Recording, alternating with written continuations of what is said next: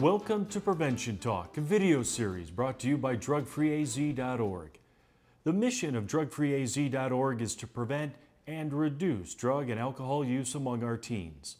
The nonprofit organization accomplishes this mission through a focused community education and awareness program, which provides parents, caregivers, healthcare providers, educators, and others with important educational tools, information, and resources to navigate this issue with our kids.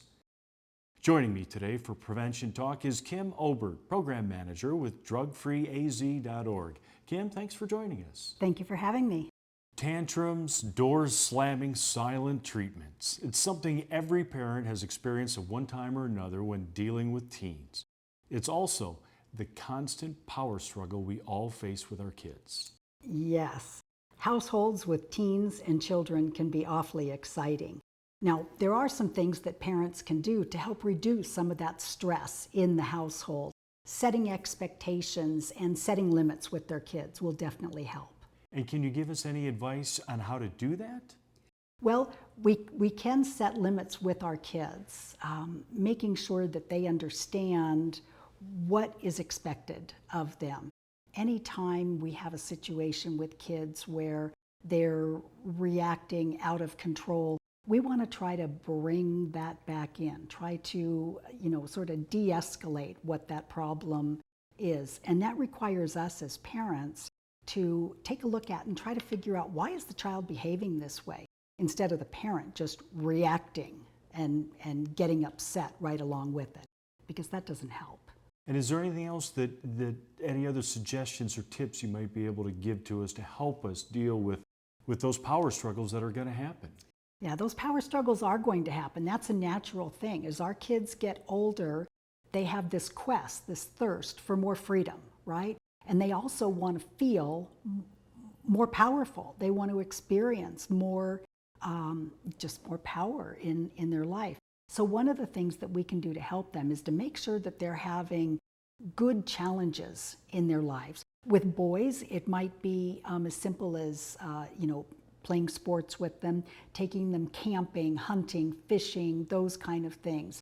With girls, and I know that this is probably not right to separate both of them, but there are other things that girls like to do as well that they can find equally as challenging. And they probably like to go hunting and fishing and do all of those things in sports as well. But there's a little acronym that we use in active parenting. It's called FLAC, and that stands for feelings, limits, alternatives, and consequences. Kids give us a lot of flack, right? So it's easy to remember this. So take a look at, what are the feelings behind the behavior? What alternatives could you suggest for that child? Okay, the limits. We've got to make sure our kids have appropriate limits. And of course, the C stands for consequences. There's always consequences for our actions. And Kim, is there anything else that you'd like to add? Yes, we'd really like to encourage parents to visit our website, drugfreeaz.org.